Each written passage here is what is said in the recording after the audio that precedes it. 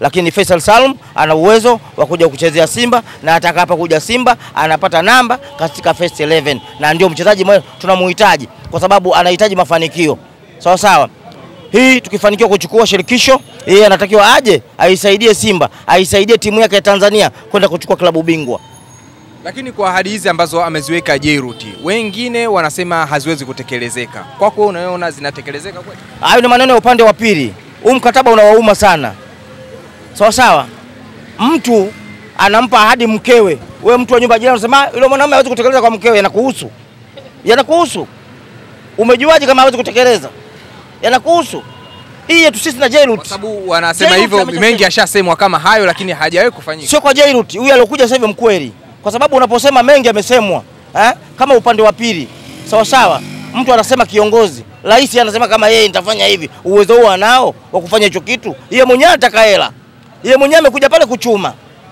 Ana kitu hicho. Lakini huyu anasema ni mwekezaji. Vipengele vya mkataba vinambana.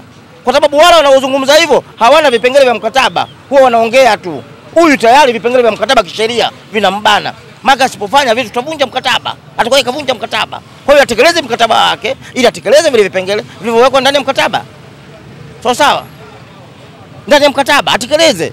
Mimi nafikiri atatekeleza hilo kwa sababu Simba inajiuza. Simba inajiuza. Sawa sawa. Kwa sababu yeye akileta masiala mkataba utakuwa umevunjika. Simba sasa hivi kwa sababu inajiuza, tunaweza tukapata hata mwekezaji aliyewekeza Manchester United. Tunaweza tukapata mwekezaji hata aliyewekeza Man City. Sawa sawa, anaweza kaja kawekeza na hapa. Hapa pana mambo mengi ya utalii na kila kitu. Sawa sawa. Tunaweza hilo.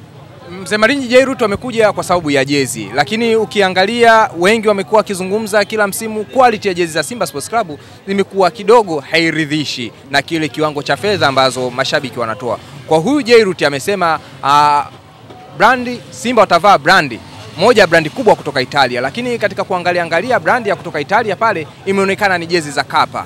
Brandi ya Kappa ambao wanatengeneza jezi za Dortmund, wanatengeneza jezi za AC Roma na jezi nyingine nyingi. Kwa hawa Kappa wakija hapa Tanzania, unahisi brandi ile quality ya jezi za Simba Sports Club itapanda tofauti na hawa wengine waliopita, Fred Vunjabei pamoja na Sunderland alivyokuwa akitengeneza? Inawezekana. Kila mtu anapokuja na ubunifu wake. Huyu amesema anakwenda kuchukua kampuni ya Kappa Italia. Sawa, Italy. Na tunaona jezi zinazovaa Dortmund, wanazovaa pengine kina Bayern Munich kina nani. Sawa sawa. Ngoja tuone kwa sababu yeye lengo lake ni kutaka kutengeneza vitu vizuri ili aishi muda mrefu na mkataba ndani ya klabu ya Simba.